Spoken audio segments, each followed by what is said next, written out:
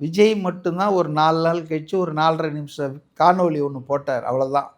ஆனால் இந்த பக்கம் நக்கீரன் கோபால்லேருந்து பத்திரிகையாளர்ன்ற போர்வையில பல பேரு, நடுநிலையாளர்கள் என்ற போர்வையில பல பேரு, செய்தி ஊடகங்கள்ல, தொலைக்காட்சி நேர்காணல்ல எந்த அளவுக்கு ஆபாசமா அருவருக்கத்தக்க அளவுக்கு அவரு தான் இந்த இந்த இறப்புக்கே மரணங்களுக்கே காரணம்ன்ற மாதிரி எல்லாம் இட்டுக்கட்டி பேசினார்கள். அதனால அது ஓவர் டோஸ் ஆனதால் தான் மக்கள்கிட்ட அது எடுபடல. விஜய்க்கு கரூருக்கு முன்னிருந்த ஆதரவை சரித்து விடும் முயற்சியில தான் ஒன் சைடடா கேம்பெயின் நடத்துனாங்க. Negative campaign. அவங்க அது பதில் சொல்லாமலே அமைதியா கடந்ததின் மூலமாக அவங்க மேல தான் மக்களுக்கு பச்சாத்தாபம் வந்தது, அனுதாபம் வந்தது. கரூருக்கு அப்புறம் விஜயினுடைய செல்வாக்கு உயர்ந்ததுக்கு இது ஒரு காரணம்.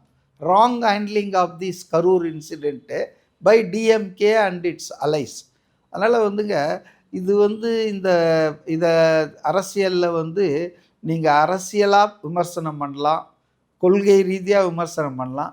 ஆனா ஆபாசமாக, பொய்யாக, அருவருக்கத்தக்க அளவுக்கு பண்றதுன்றது அது நம்ம என்ன சொல்ல முடியுங்க? ஜனங்க பார்த்துட்டு இருக்காங்க எல்லாத்தையும். இவங்க எம்ஜிஆர பண்ணாததா, ஜெயலலிதாவ பண்ணாததா, மேடையில அவங்களெல்லாம் ரொம்ப ஆபாசமா பேசி ரசித்தவர்கள் தான் கலைஞரு, அப்புறம் திமுக தலைவர்கள்லாம். ஜெயலலிதா ஒரு பெண் என்றும் பாராமல் எப்படியெல்லாம் மேடையில பேசியிருக்காங்க. எம்ஜிஆர எந்த அளவுக்கு கொச்சப்படுத்தியிருக்காங்க.